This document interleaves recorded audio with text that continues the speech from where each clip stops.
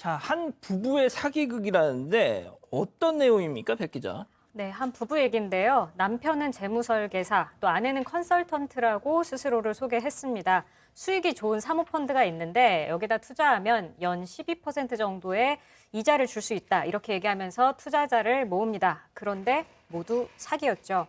부인이 컨설턴트인 척하면서 투자금을 관리했는데 뒤로는 돈을 빼돌렸습니다. 2006년부터 2018년까지 총 71회에 걸쳐서 58억 원 가로챘습니다.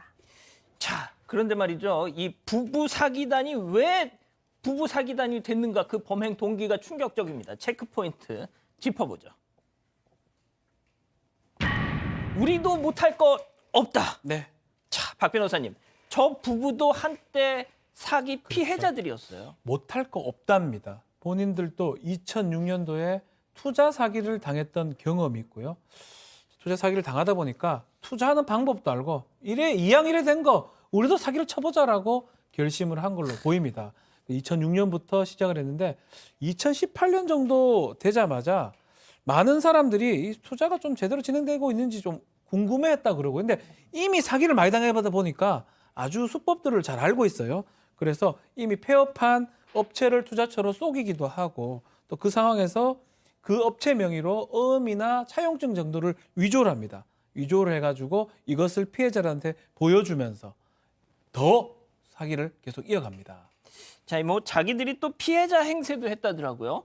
네네, 맞습니다. 이게 어떻게 됐는가 하면 아까 방금 이제 돈을 빌려가는 사람들이 돈을 안 갚으니까 야, 저 사람 사기범이야. 우리가 고소할게. 이러니까 이 부부 사기단 이렇게 얘기합니다. 아니요, 우리도 지금 피해받고 있습니다. 사실 A라는 회사에 돈을 투자했는데 이 회사가 돈을 안 줘요. 이 회사가 약속을 지키지 않아요. 그래서 우리가 돈을 드리고 싶어도 우리가 드릴 수 없는 우리도 피해자입니다. 사실 방금 저희가 이야기했다시피 그 피해자 코스프레 지금 그러니까 사기 피해를 받은 사람에게까지 똑같이 했다는 모습을 보이고 있습니다. 자, 교수님, 저는 이 사건 보면서 제일 이해가 안 되는 것이 그 자기들도 사기 피해자면 그 사기를 당한 그 고통이 얼마나 심한지 그걸 알 거 아니에요. 그걸 세상에 갖다가 아, 그렇구나. 이거 우리도 써먹어. 야, 이런 발상이 어떻게 가능하죠, 이게? 글쎄요, 보통 이제 이런 사기를 당하게 되면 그 보통 대부분의 사람들은 막 좌절하고 낙담하고 이렇게 되는데 원래 부부들이 살다 보면 둘이가 닮아요.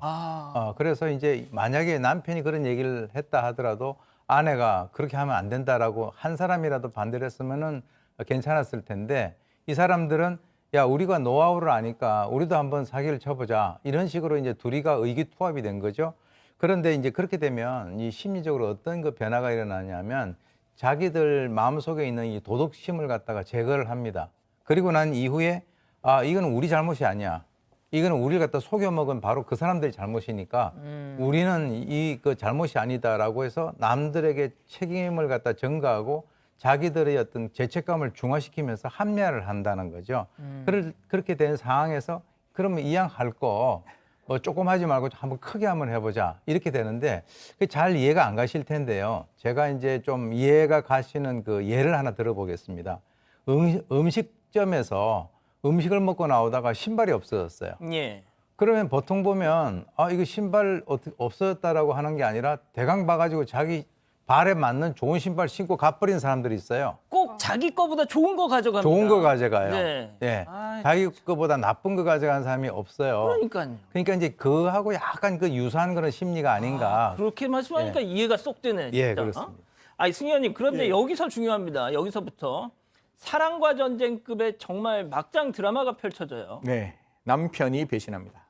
남편이 와이프를 배신합니다. 같이 경찰에 출석을 딱 해야 되는 날 남편 뜬금없이 페루로 날아갑니다. 그러니까 부인의 입장에서는 얼마나 당황스러웠겠어요.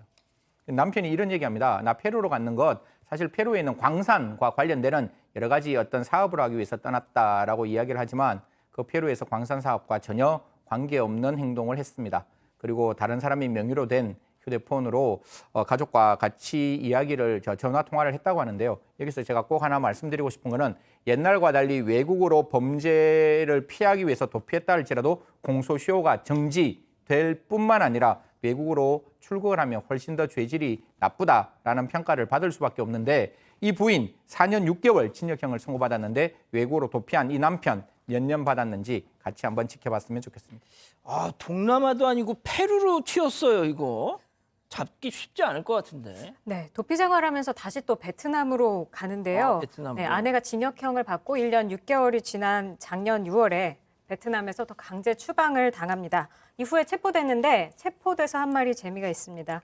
사기 행각은 아내 단독 범행이다 이렇게 주장하고 있습니다. 세상에. 박 변호사님, 진짜 둘 다 나쁘지만 이거 참- 이 인간이 더 나쁘네요. 그렇죠. 진짜. 둘이 경중을 따져보면 남편, 아내 입장에서는 요거 유죄 받아야 된다라고 했을 가능성이 매우 높고요. 말 그대로 유죄가 될 수밖에 없겠죠. 추방당해서 이제 대한민국으로 돌아오게 되는데 이 아내 같은 경우는 이미 2020년 1월부터 4년 6개월 받아서 계속 형을 살고 있는데 이 사람은 지금 16년이 지난 이후에 징역 5년, 특경법입니다. 특정경제범죄 가중처벌법상의 사기죄, 무고, 위조 등으로 5년형을 선고를 받습니다. 이 사람들 당연히 이혼하겠죠.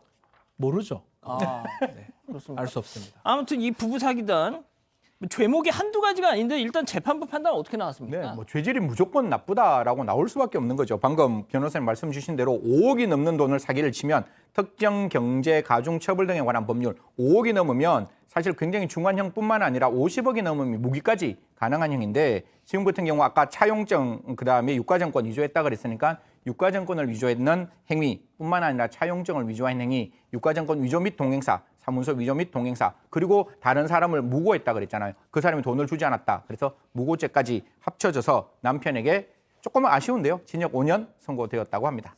지금 우리 가족 여러분들이 58억인데 5년. 아, 이거는 진짜 좀, 그러니까 저희가 이제 사기 범죄 뭐 많이 전해드리면서, 제일 좀 안타까운 게 이 형량 문제인데, 그렇죠. 박 변호사님. 응? 일단 형량이 아마 일부 합의됐던 부분까지 반영이 됐기 때문에 아마 5년형이 되는 것 같고요. 특경법상에 이 50억이 넘어가면 5년 이상의 징역이 무기까지 가능한데 제가 뭐 이 마지막 여기서 좀 팁을 좀 말씀해 드리고 싶어요. 어떤 팁이요? 이 사기를 치는 사람의 얼굴은 정해져 있지 않습니다. 누가 보더라도 선하게 보이는 사람도 사기 범죄가 될 수 있고요. 가족이 설마 사기 치겠냐라고 생각하는 경우도 많아요. 맞습니다. 그래서 그 대문 사진에 자녀들하고 아주 좋은 모습을 있는 경우 그런 사람이 사기를 하는 경우도 있고요. 박 변호사님 가족 사진이 있던데? 저는 변호사고요. 아, 예. 그래서 이제 그런데 또 하나 좀 말씀을 좀 드리면 처음에는 이렇게 자꾸 이자를 잘 주고 수익률을 잘 주기 때문에 둔감하게 만들어 버립니다. 둔감하게 만들고 한참 지났을 때 그때쯤에 사기를 치고 도망가 버리거든요. 예. 이 사건은 딱 그런 유형의 사건이 아니었나라는 생각이 드네요. 그 교수님, 그 방금 박 변호사님 말씀한 그 진짜 이 사기꾼들의 얼굴, 이 전형은 없다. 이거 맞는 얘기인가요? 아, 그럼요. 사기꾼들일수록 오히려 더 달콤하게 얘기도 잘하고 신뢰를 주고 반드시 이제 그 하나 팁을 드리면 이 세상에 공짜가 없습니다. 그러니까 남들보다 엄청나게 높은 수익을 갖다 창출해 준다라고 얘기를 갖다 하면 거기에 이제 통상적으로 넘어가시거든요. 그러니까 뭐 일단 누가 전화해가지고 좋은 땅이 있습니다 그러면 저 같은 경우는 그렇게 얘기해요. 혹시 형제 있느냐고. 예. 이게 나한테 얘기하기 전에 빨리 형제한테 전화하라고. 아, 그 좋은 거를 왜 나한테. 그러게요. 진짜. 예, 그렇게 생각하시면 이 세상에 공짜가 없다. 그렇게 생각하시면 됩니다. 알겠습니다. 자, 일단 첫 번째 사건 이렇게 정리하고요.